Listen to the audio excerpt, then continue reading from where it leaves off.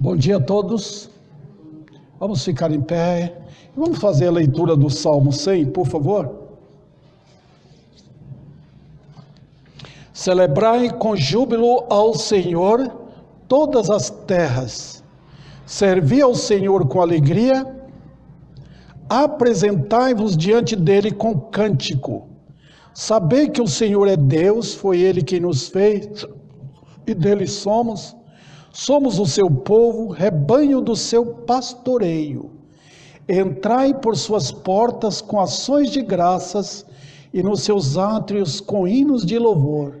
Rendei-lhe graças, bendizei-lhe o nome, porque o Senhor é bom e sua misericórdia dura para sempre, e de geração em geração a sua fidelidade. Vamos orar. Louvamos a Ti pela bendita palavra Tua, porque ela é maravilhosa, ela é convencedora, ela é confrontadora, confronta a minha vida, confronta a vida dos irmãos que aqui estão, confronta aqueles que vão poder ouvir Tua mensagem, Senhor, porque nós precisamos desse confronto. Tua palavra é a verdade e nós viemos da mentira do pecado. Então, Senhor Deus, nesta manhã, engrandece o Teu nome através da Tua verdade que nos foi entregue e revelada. Em nome de Cristo, amém. Podeis sentar. No domingo passado, eu preguei sobre o começo desse salmo, celebrai com júbilo ao Senhor. Eu sei que vocês esquecem, né? Parece que a gente pega, no máximo 10% de uma mensagem. Quer dizer, a gente pega pouco, e assim mesmo, quando passa o tempo, a gente vai esquecendo, né? O que é celebrar ao Senhor, né? Eu falei para os irmãos, lembra? Nós celebramos aqui aniversários, Dia das Mães, né? E celebramos outras festas que tem dentro da igreja, no mundo, tem celebrações. Mas a Bíblia manda celebrai ao Senhor. Eu não vejo isso hoje não, irmãos. Eu vejo uma celebração estranha às Escrituras. Estranhas. É triste, né? Tem os verdadeiros crentes, por favor. E tem os santos de Deus. Dou louvores pelas igrejas sérias, pelos pastores sérios, que amam o Senhor e que levam a palavra de Deus com seriedade. Tem. Em nossos dias, entretanto, eu diria para os irmãos, boa parte do que se chama crente hoje, usando outro nome evangélico, nem sabe o que é isso, o que significa o nome de Deus. Hoje nós vamos tratar sobre isto. Nós vamos falar sobre saber que o Senhor é Deus. Você vai falar para pastor, eu sei que Ele é. Não sabemos não. Não sabemos. Escute, nós somos, irmãos, o povo mais preguiçoso que tem em tocante à Bíblia. Nós não gostamos da Bíblia. Se não for algo nos impulsionando para a palavra de Deus, se não houver um avivamento, nós somos indolentes. Nós não gostamos de pegar a Bíblia. É raro isso. É raro achar pessoas. Por quê? O cristianismo nos leva a pensar em todos os seus aspectos. Deus lida com o livro, irmãos. Ele não lida com coisas abstratas, tá? Dá uma olhada nas seitas. Eles têm documento? Não tem, já falei isso para os irmãos. Não tem. Porque não faz pensar. Tá? Nós temos documento. O documento é a Bíblia. Então Deus, vezes após vezes, está repetindo a mesma coisa. Fez isso com Israel, faz isso conosco.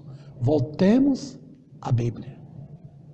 Olha aquele versículo de Romanos 12:1. Rogo-vos, pois, irmãos, pelas misericórdias de Deus, que apresenteis os vossos corpos em sacrifício, vivo, santo e agradável a Deus. Agora veja o final, que é o vosso culto racional. O que é racional? Da razão. Nós vamos pensar nas coisas. Eu lembro, irmãos, de 30 anos para cá, houve esse trabalho metódico, massacrante do diabo em milhares de igrejas, milhares, aqui no Brasil e no mundo, para falar para o povo: não pense, aceite. A música moderna que cantam hoje, ela funciona para fazer você não pensar, aceitar. Aquelas danças, aquele louvor frenético chamado até louvorzão, tá? É justamente para que você fique eufórico, emocionado e pare de pensar. O povo que não pensa não conhece. Lembra em Oséias que diz: o povo que não conhece o seu Deus corre para a sua perdição. Já imaginou? Então, tudo tenho feito aqui, irmãos, em todos os aspectos do meu ministério, para voltar vocês a pensarem, a buscarem a verdade. E esse salmo aqui, onde nós lemos: sabei que o Senhor é Deus. A palavra saber vai indicar o quê? Eu sei. Aqui os irmãos sabem onde vocês moram, sabem o nome da rua, os filhos que têm, marido, né? As coisas que têm em casa. Vocês sabem a matemática, português, aprenderam pelo menos alguma coisa. Nós sabemos daquilo que é essencial para o nosso viver. E inclusive, irmãos, vocês podem falar assim: pastor, mas eu não entrei numa faculdade bíblica, eu não entrei num seminário. Não é isso. Esse é um conhecimento a mais, tá? Para vocês conhecerem e servir melhor. Eu estou falando do conhecimento que é do saber do crente, tá? O necessário para eles. Saber que o Senhor é Deus. Então não tem desculpa para isso. Nós temos documento, nós temos o livro, nós temos pastores que foram preparados para isso, tá? Eles trabalham com afinco, todos os dias o pastor tem que trabalhar e sem cansar para mostrar à igreja que Deus é Deus, que o Senhor é Deus. Nunca houve um tempo que nós mais carecemos de um abrangente temor a Deus do que agora. Nunca houve. Há muita brincadeira, irmãos. Sabei que o Senhor é Deus. Nunca houve um tempo assim. Muita brincadeira com jovens, adolescentes, meninos, mulheres, homens, dentro das igrejas, bem como fora da igreja. Há muita brincadeira. Tá? Então nós temos que lembrar disto. Eu estou dando essa introdução para chamar a atenção de vocês para o que é saber que o Senhor é Deus. Veja, eu posso sentir emocionado com Deus. Eu já vi muitos cultos assim, é muita emoção. A pessoa faz até consagração, quer trabalhar mais por causa das emoções. Mas aquilo passa, irmão. Aquilo é como fogo de palha. Logo acaba. Uma coisa é quando a palavra de Deus entra em nossa mente, vamos dizer assim, dá uma varredura nas nossas emoções e entra no nosso praticar, nosso viver, porque sabemos que Ele é Deus. Vamos adiante. O Salmo 100, entretanto, irmãos, mostra que sem o conhecimento cada vez maior do nosso Deus, não seremos capazes de celebrar. Quando eu não conheço as pessoas, como é que eu vou celebrar? Eu celebro alguém que eu amo. Eu vi quando o presidente, essa semana, foi inaugurar a ponte Abunã, que fica entre o Acre e Rondônia. Eu passei lá de barco, né? Uma vez que eu fui pregar lá em Rio Branco.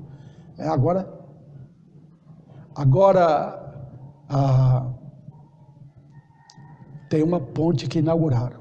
E a recepção calorosa do povo para com o presidente. Eles esperavam aquilo há muitos anos. Que celebração, né? O povo estava contente.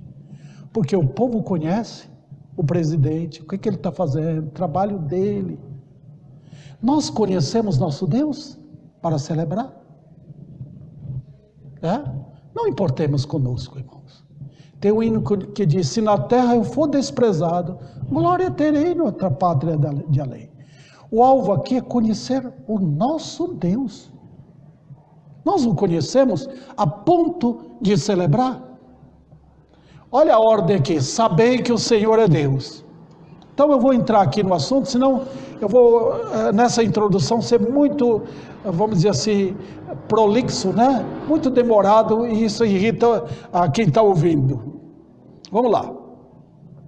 A primeira lição que temos aqui é a seguinte: nós precisamos conhecer a divindade de Cristo. Eu falei para os irmãos, vou repetir. Quantas pessoas tem na Trindade? Vocês sabem, a triunidade. São 3 pessoas. Né? O Pai, o Filho e o Espírito Santo. Essas 3 pessoas, irmãos, são co-iguais. Não tem diferença na Trindade. As 3 pessoas, cada uma delas é Deus. Não tem 3 deuses. Um Deus só. Quando pensamos em 3 deuses, tem que ter um que é maior, e os outros não são. Está vendo? Mas na divindade não é assim. As 3 pessoas são iguais. Tá? Então, quando você adora Cristo, adora o Pai. Adora o Espírito. Entendeu? Quando a Bíblia está proclamando a glória de Deus, é a glória da triunidade. Só que das 3 pessoas da triunidade, o Pai, o Filho e o Espírito Santo, quem se revelou a nós? Foi o Filho. Ele não apareceu somente quando ele nasceu em Belém. Ele apareceu desde a criação.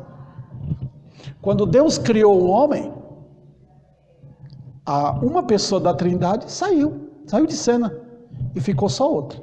É chamado Senhor Deus. É Jesus. Essa pessoa santa da triunidade, irmãos, ela aparece em todo o Velho Testamento. Ele aparece para Noé, para Abraão, porque quando diz que Enoque andou com Deus, andou com esse Senhor. A Jacó, quando conversa com Jacó, é Senhor Jesus Cristo. Quando aparece para Moisés, quando aparece no Monte Sinai dando as leis, é o Senhor Jesus Cristo.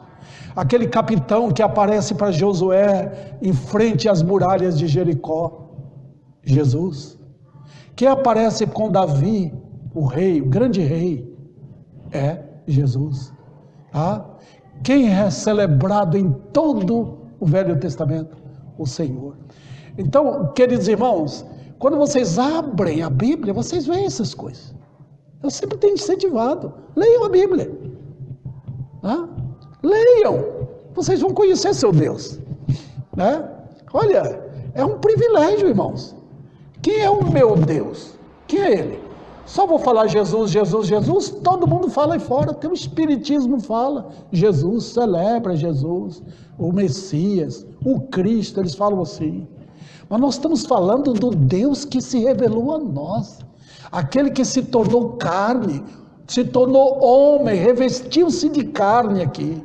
Veio e foi até a cruz, venceu a morte, ressuscitou, está vivo ao lado do Pai. Ele que comunicou com os apóstolos e comunica conosco. A palavra é dele. Então, quando a Bíblia diz saber que o Senhor é Deus, está falando de Jesus, queridos. Porque foi Ele que manifestou-se a nós. O Deus da revelação. É um privilégio. Então, crentes, vocês não tenham a um Deus distante, né? Quando a gente pensa na divindade, esse Deus está longe, lá no escritório dele, no universo aí, eu nem sei que distância, ele está ligando para nós coisa alguma. Nós pensamos assim, não, ele diz, eis que eu estou convosco, o Deus presente aqui, no crente com os crentes, pronto, documentou tudo, nós temos um livro na mão, tá? Irmãos, olha, eu vou dizer para os irmãos, é por milagre que o comunismo não entra no Brasil, porque se entrar, vocês vão perder a Bíblia, tá? Esse privilégio que vocês têm de ter uma igreja aberta, de chegar para uma escola dominical, para um culto à noite, vocês vão perder. Se Deus não tiver misericórdia de nós e nossos filhos vamos perder o privilégio que temos, tá? De ter uma igreja aberta, o privilégio de ouvir a palavra de Deus, e Deus usa os terroristas, é o instrumento dele, castiga, tá? Pode castigar, tira a Bíblia. Alguém disse o seguinte, que quando Deus tira a palavra dele de uma nação, é o pior castigo que uma nação pode ter, quando Deus tira a Bíblia. Você quer ficar sem sua Bíblia? Tá bom, tá? De certa forma ele tem tirado, os inimigos têm tirado, tá? É tanta coisa hoje, tanta superstição, tanto conforto, não é uma vida gostosa que a gente tem hoje, que a gente abandona. É quando nós estamos em sofrimento que nós damos valor a esse pão diário, tá? Então, queridos irmãos, estou puxando a atenção de vocês para essa tarefa, saber que o Senhor é Deus. A segunda lição que aparece aqui, nesse ponto, Deus sempre procurou relevar a glória do seu Filho. Tá? A pessoa distinta do universo é Cristo. Não é Abraão, não é Moisés, não é Davi, não é Paulo, não é Calvino, não é nada disso, irmãos. A glória é do Filho. Deus exaltou o nome do seu Filho. Tá? Olha, eu quero lembrar os irmãos que não tem um lugar que você pisa, cada milímetro do universo pertence a Cristo. Tudo foi feito por meio dele e para ele. Tá? Tudo é de Jesus, nada é nosso. Isso era para trazer temor, não era? Tudo é dele. As plantas, as frutas, o sol, o ar, ele criou todas as coisas.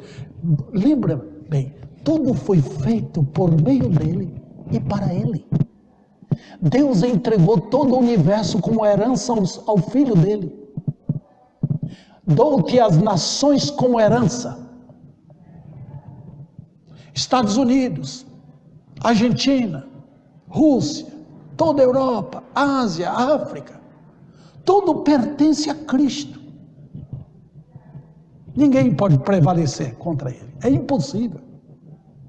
É dito a respeito dele em Apocalipse 1, o soberano dos reis da terra. Já imaginou? O soberano do rei da terra, dos reis da terra. Tá? Eu dou louvores a Deus pelo nosso governo atual. Ele pelo menos tem a consciência da necessidade de liberdade cristã. Mas sabe quem levantou ele? Foi Deus. Para isso. Para mostrar a bondade de Deus ainda pelo Brasil. Ah, queridos irmãos. Então eu estou dimensionando Cristo para vocês. Não estou indo correndo não, porque eu sei que vocês não vão pegar o assunto. Outro detalhe, olha como Deus exalta o Filho. Por 3 meses, quando Cristo estava na terra, na hora do batismo, e outras 2 oportunidades, uma voz ressoou do céu. Este é meu Filho amado, a voz do Pai. advertindo a todos: este é meu filho amado e nele eu tenho prazer. Sabe por quê?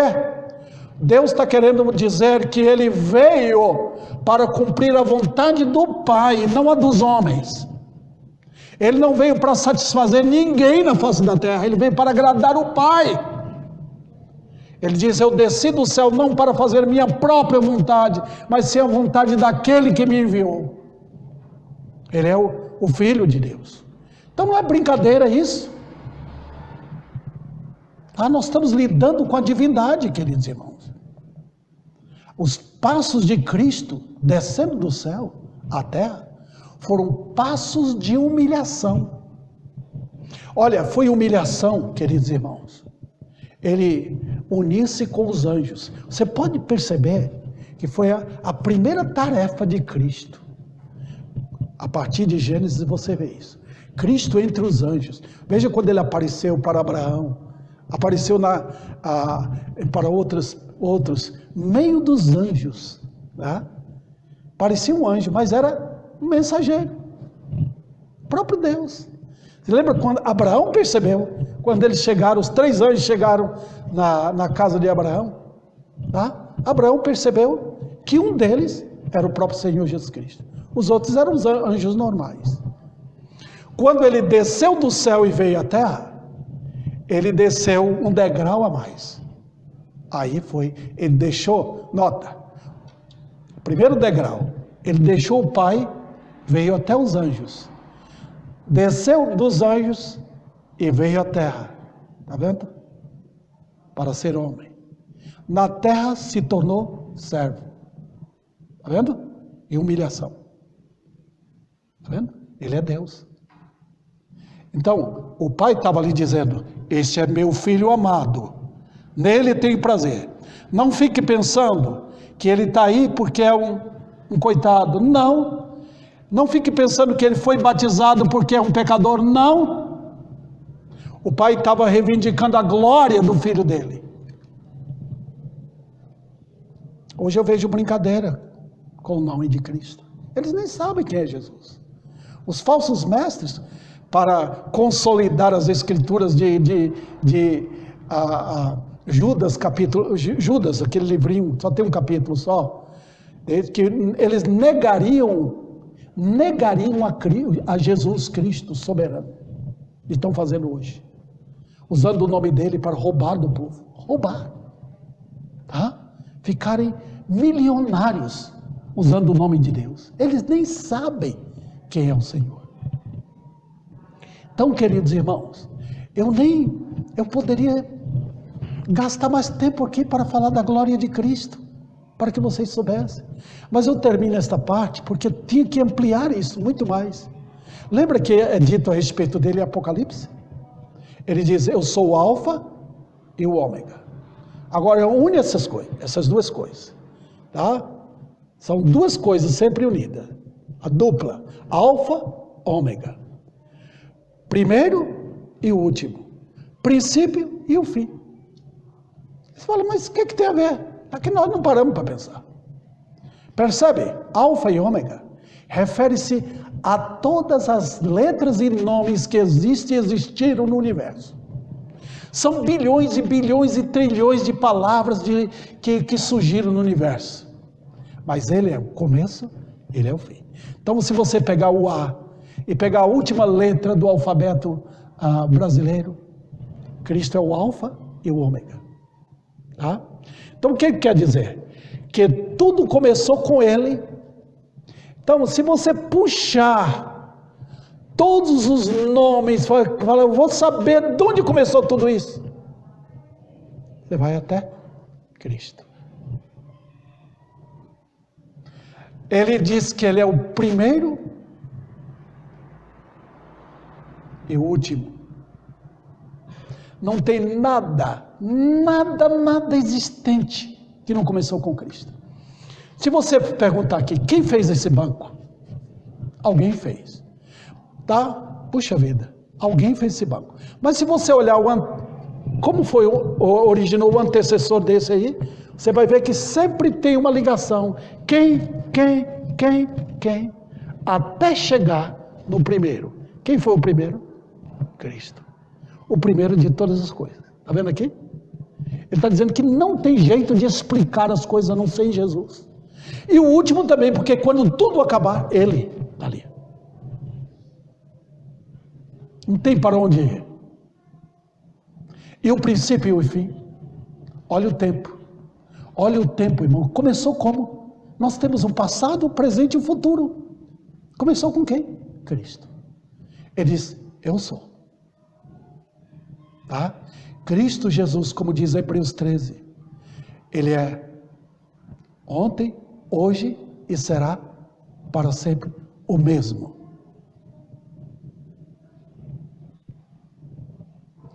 Inclusive, ele entra até em nossos dias.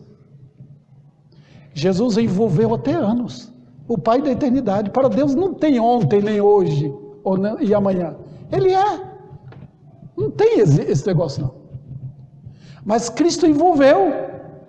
Ele entrou e a Bíblia diz que os anos dele são incríveis. Eu tenho, irmãos, vou completar agora 68 anos de idade. Meus anos, 68 anos, é nada em relação aos anos de Jesus. Nota, eu estou falando anos, ele como homem, porque ele é o Pai da eternidade. Os meus aninhos é como, eu diria para os irmãos, uma pequena folhinha no mar, no oceano. Você acharia? Se você fosse procurar uma pequena folha seca no mar, você acharia? Compare os meus 68 anos de idade com os anos de Cristo, o oceano. Tá? É só para os irmãos temer e tremerem a glória dele. Por isso que no Salmo diz, sabei que o Senhor é Deus. Outro detalhe, queridos irmãos, ele é o nosso Deus e ele tem todas as características da divindade. Estou repetindo isto, enfatizando, batendo na mesma tecla. Por quê? Porque nós temos a tendência de pegar Cristo e transformá-lo num ser humano comum, qualquer outro. Não. Lembra, ele é Deus, homem. Homem, Deus. Ele é perfeito homem e perfeito Deus. Então nós temos que agora, desliga a divindade, a humanidade dele. Liguemos-nos na divindade. Ele é Deus. Se ele não é Deus, eu não posso adorá-lo. As testemunhas de Jeová dizem que ele não é Deus, que ele é uma criatura. Se ele é uma criatura, então eu não posso adorá-lo. Mas Deus disse aos anjos, adorem meu filho. Deus o Pai ordenou que os anjos o adorassem. Os discípulos não ficaram para trás. Adoraram. Tá? Adoraram o Senhor antes dele subir aos céus. Adoraram.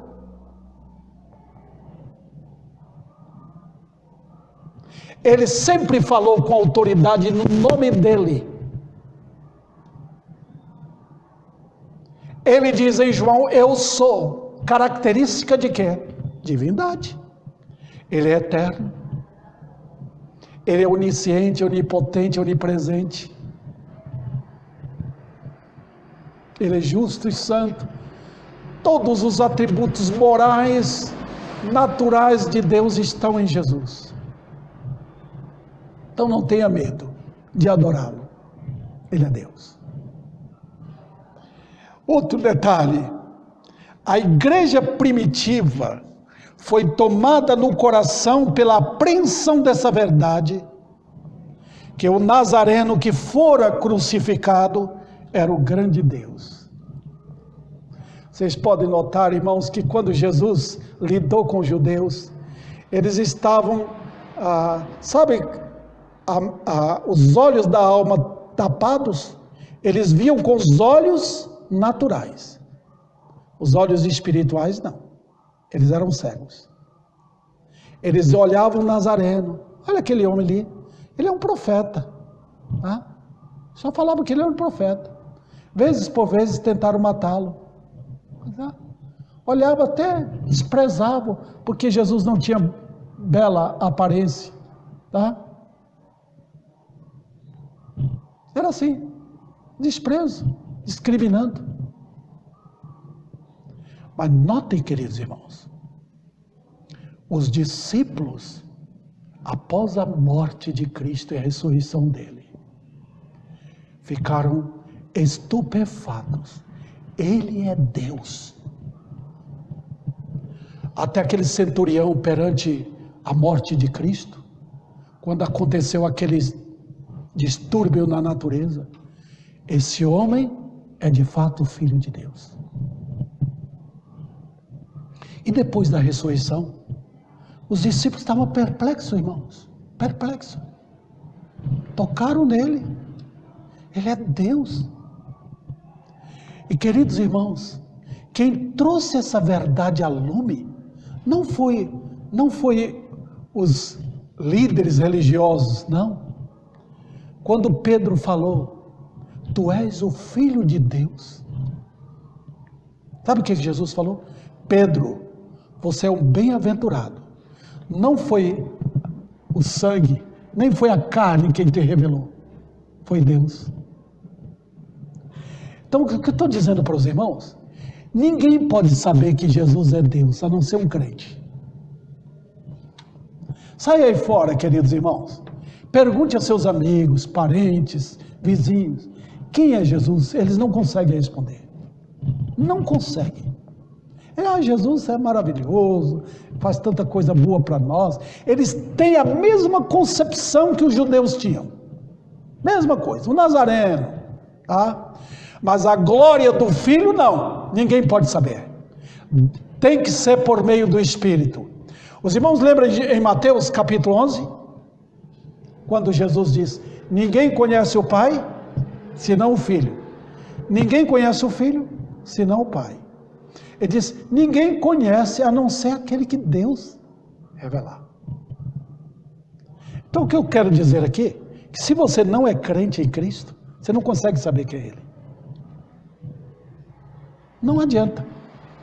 Você vai ter uma ideia como está tendo hoje, de um Cristo segundo a nova era. Os padrões da nova era de um Cristo antibíblico, irmãos. É o que entrou e cercou e dominou a mente do povo hoje. Saber que Jesus Cristo é Deus gera temor e tremor. Olha a igreja primitiva. Depois que Pedro pregou aquela primeira mensagem, em Atos capítulo 2, o que aconteceu? 3.000 almas. Eles ficaram paralisados diante do fato de que eles eram culpados de terem crucificado o Senhor da glória. Vocês crucificaram o Senhor da glória. Vocês. Olha, irmãos, que coisa. Então eles pararam. Lá dentro, eles estavam quebrantados. Sabe, lá dentro. O que é que nós vamos fazer? Em outras palavras, eles olharam para todo lado. Não temos esperança. O que é que faremos? Então a mensagem refletiu o quê? A misericórdia de Deus. Arrependei-vos. Arrependei-vos e cada um de vós seja batizado. E quando aqueles homens se arrependeram, se converteram a Cristo, eles reuniam todos os dias. Não eram 3, 4, 5 não. Eram 3.000 almas juntas. Eu não sei onde eles reuniam. Mas em cada alma, individualmente, havia temor. Tem temor hoje? Não tem. Eu vou na igreja quando eu quiser. Eu leio a Bíblia quando eu quiser. Não, hoje está desse jeito. Não sabe o que é temor. Não. Quando o pastor prega uma mensagem que não gosta, então não gosta desse pastor. É assim hoje. Tá? Então, queridos irmãos, a coisa é séria. Por quê? Eles não sabem que o Senhor é Deus. A igreja soube. Vocês notam também, queridos irmãos, estou aqui acalorando esse assunto em termos de igreja. Você lembra quando os apóstolos iam para pregar? Eles iam no temor do Senhor. Tá? Quando havia aquela força religiosa para impedir, eles oravam. Eles seguiam as ordens do seu Senhor. Tá? Pedro, quando foi ameaçado de morrer, ficou preso. Ele ficou calmo. O Senhor está querendo que eu morra, amanhã você morto sim. Olha o que acontece, irmãos. Tá? Quando há esse conceito no coração, tá? De que eu sou Deus. Ele está dizendo. Queridos irmãos, é exatamente isso que acontece em nossos dias. Mas a igreja primitiva sabia que ele era Deus. Os crentes sofreram, foram perseguidos, mas eles não deixaram de entender que o Senhor é Deus. Vamos adiante, queridos irmãos. Outro detalhe, agora nós vamos passar para nós, pessoalmente, tá? Para o que nós podemos entender. Ele é Deus conosco, o pastor das ovelhas. Tá? Deus conosco. Lembra quando ele estava subindo aos céus? Eis que estou convosco. Por isso que cada nome de Cristo, irmãos, tem um significado para nós. Quando a Rosa ou qualquer outro crente, minha esposa, qualquer irmão aqui, estiver sentindo sozinho, ele diz, eis que estou convosco, eu não te deixarei. É o nome Emanuel, é dado a Cristo. Estou convosco, eu não te deixarei. Nós temos falado da morte de crentes aqui pela Covid. Na hora da morte, é o Senhor que vem buscar os seus santos. Tá? Então, quando Ele ordena, a morte trabalha para Ele. Pode pegar. Só que ela não tem poder de jogar um crente no inferno. Então, quando a morte ceifa a vida de um crente, ela não percebe que o crente tem asas que sobem.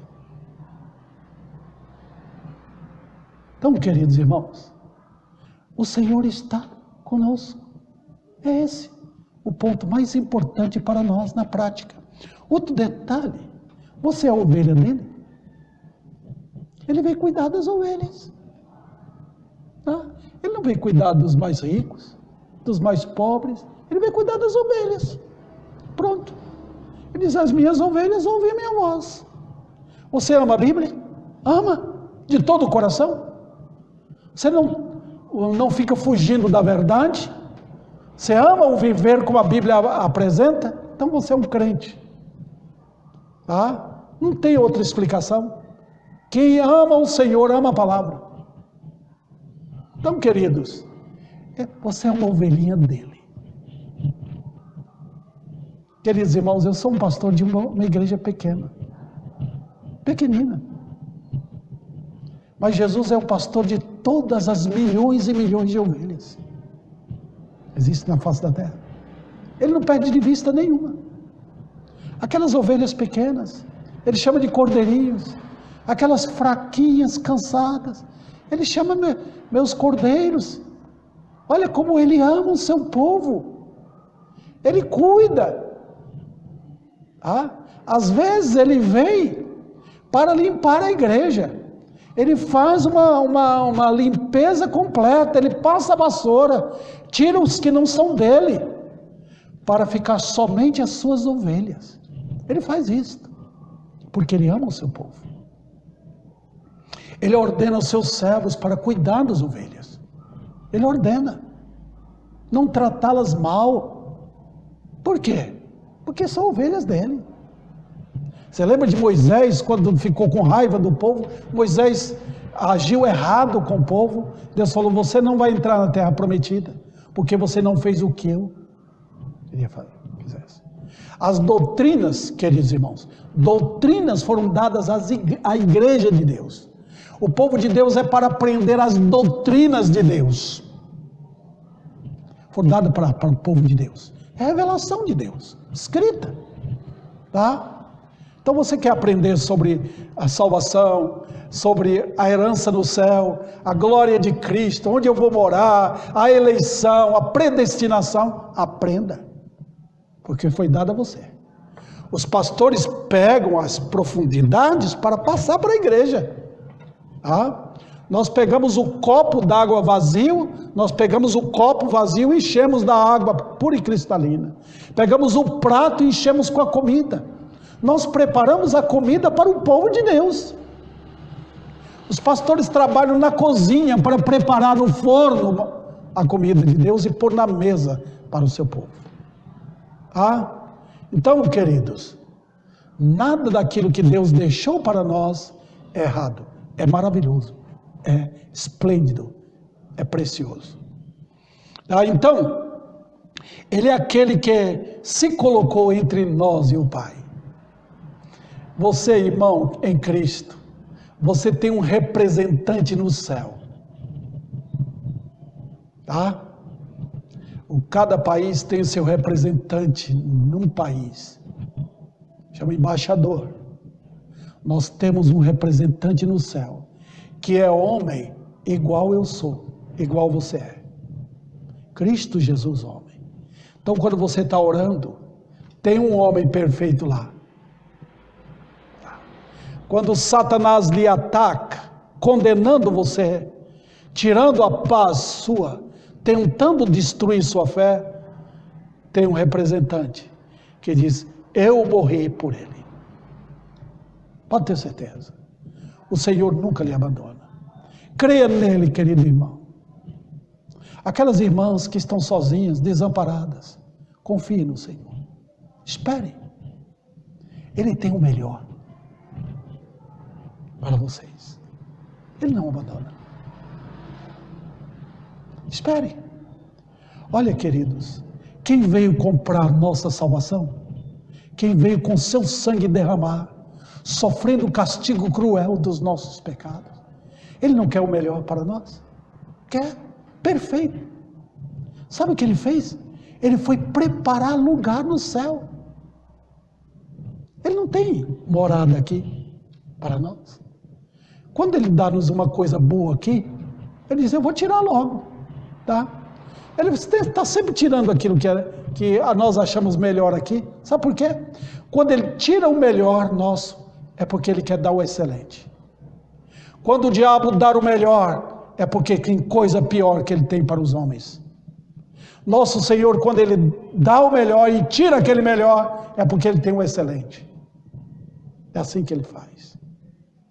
Então, queridos, nós estamos caminhando passo a passo para a excelência, para chegarmos ao lar, onde não haverá nunca mais o sofrer que temos aqui. Nunca mais. Essa é a história do crente. Também eu enfatizo isso porque a natureza nossa é enganosa. Nós vamos ver quem lá no céu. Eu lembro de um hino antigo que tem: eu quero ver mamãe estar com ela no jardim. Nem todas as mamães são crentes. Nem todos os pais são. Eu quero ver meu amigo.